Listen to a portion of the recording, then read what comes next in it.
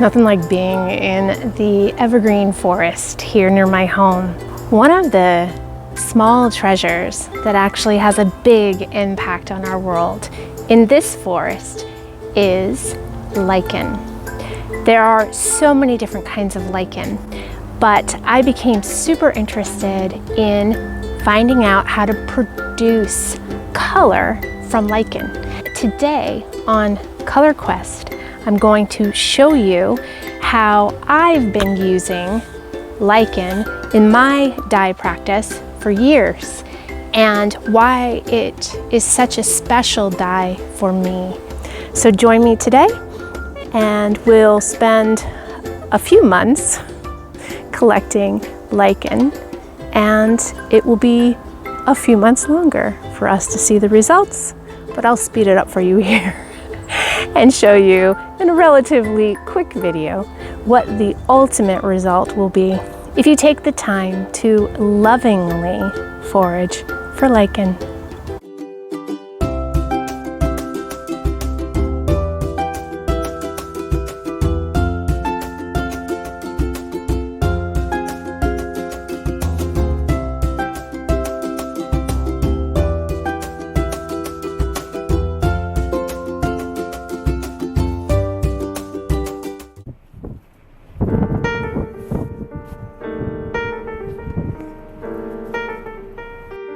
My love affair with natural dyes began in Iceland. I had a dream of placing colorful ice in different locations across the country as I traveled, and needed a way to color these ice sculptures with something that was going to be able to return back to the earth without causing any harm. This is how I began my search for how to find color from nature.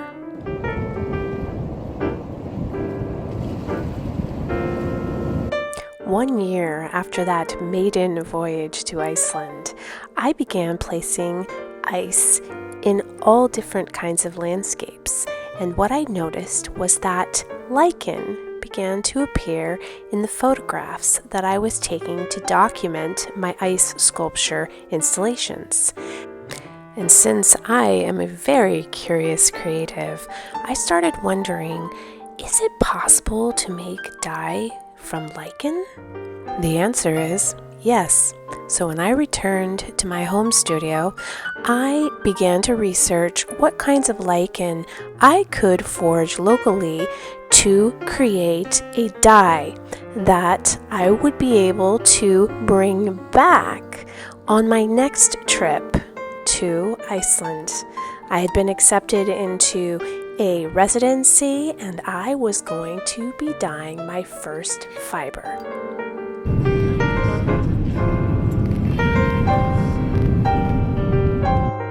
With lichen dye in tow, I set up my studio in the West Fjords and began exploring various types of dye that I could create locally, as well as use in my ice installations.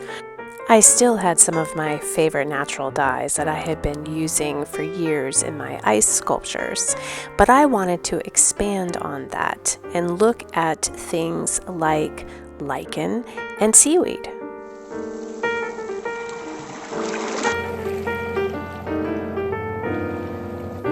I had never foraged for organic matter to dye fiber. So with a winter landscape in the very far northern reaches of Iceland, seaweed was a wonderful option. I took advantage of the abundance of snow and fresh seawater to put in my dye pot and began cutting the first fiber swatches. Adding kale and red cabbage to the color palette allowed a beautiful blend of various shades, and the lichen did not disappoint. I even mixed the lichen and the seaweed dyes together so that I could increase the number of variations of this beautiful pink hue in my color palette. And this is how I went from ice to fiber. And it all started thanks to lichen.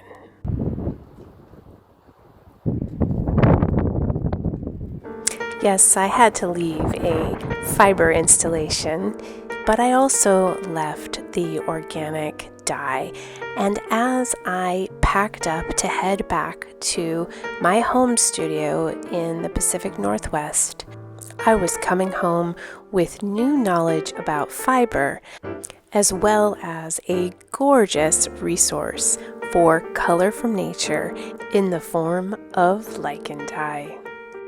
And because lichen dye has shared so much with me, I'd like to share with you today some of the things that I have learned about this wonderful organic dye.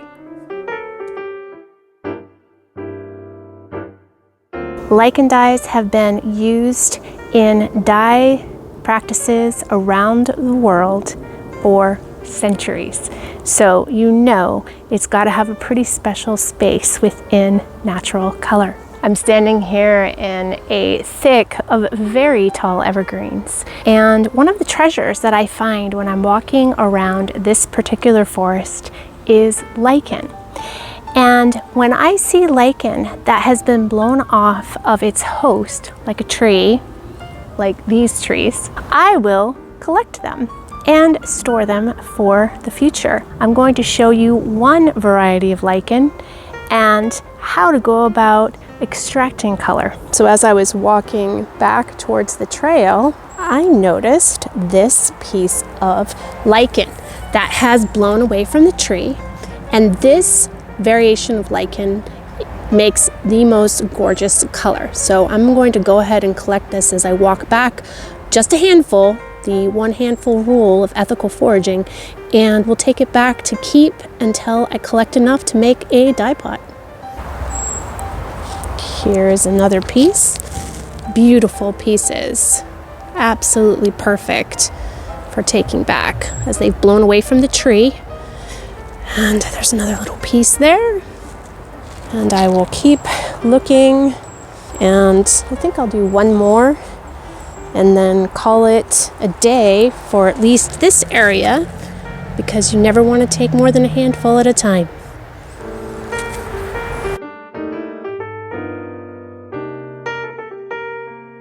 So you may be wondering how I learned about lichen dyes. Well, I did some research online, but I decided that it was important enough to make sure that I was using lichen in an appropriate way, in a thoughtful and mindful way. So I invested in this book. It's called Lichen Dyes. I will put a link below so that you can access it if you become interested in diving a little bit further into lichen as a dye source. It really is a fantastic step-by-step book on how to identify the history of lichen dyes across the globe, what different kinds of processes there are, because although many lichen, and maybe even all lichens, can produce a dye, they don't all produce the same color based upon how you process them. So one way to process many lichen is through the standard dye pot on the stove method. That will produce color in many lichen. However, there is another method, and that is called an ammonia method. And that involves using some household ammonia and water.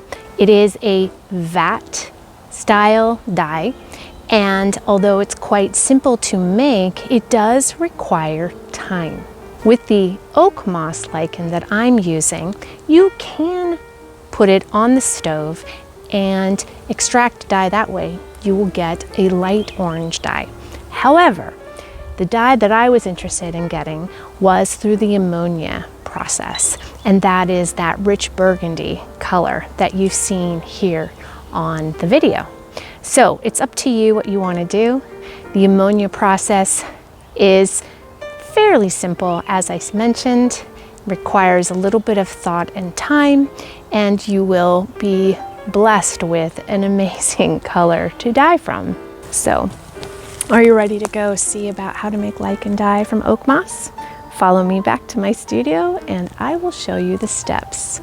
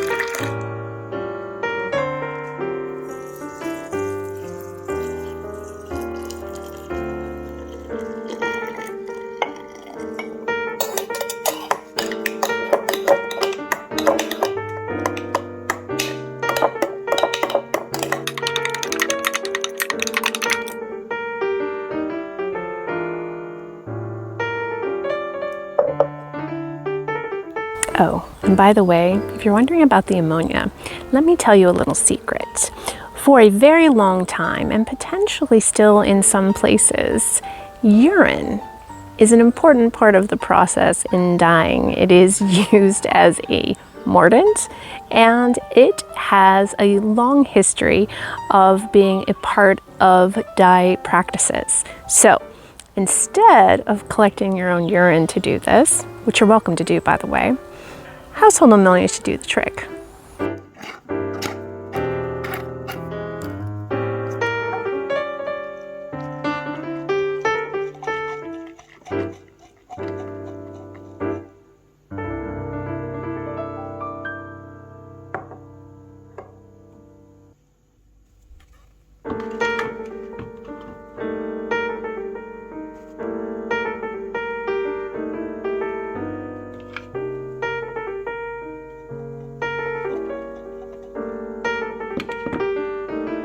The lichen dye that I have made has taken up to 16 weeks of time sitting in the vat with a process of aerating it, basically shaking it on a regular basis, allowing air to flow through it. Oxygen is important in the conversion.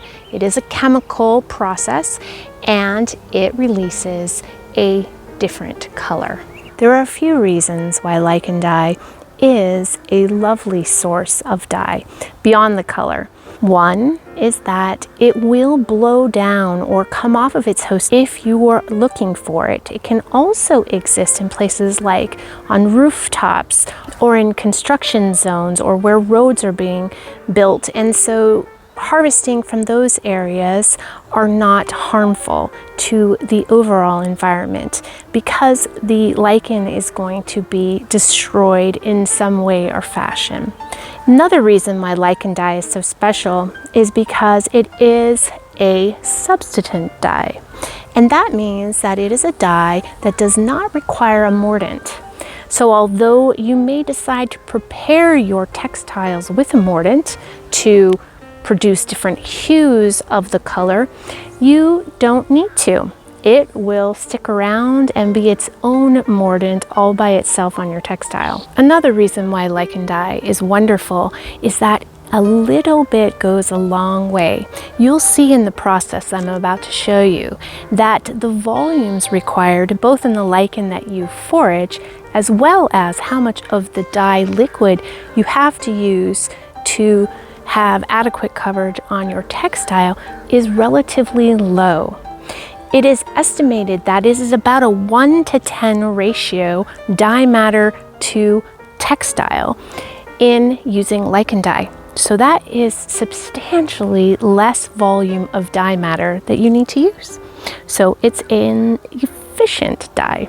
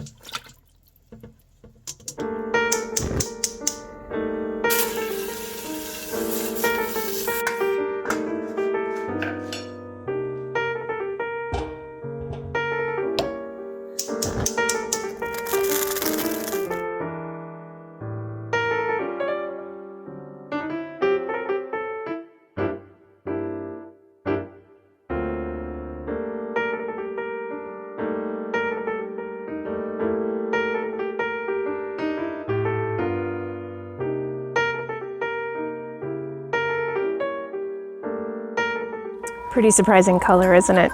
You would expect more of a green, say similar to what nettles is supposed to give you. If you haven't checked out last week's video on nettles, check that out now. You'll see that I didn't get lichen green either from nettles. Anyway, I hope that you will take the time to try out Lichen Dye.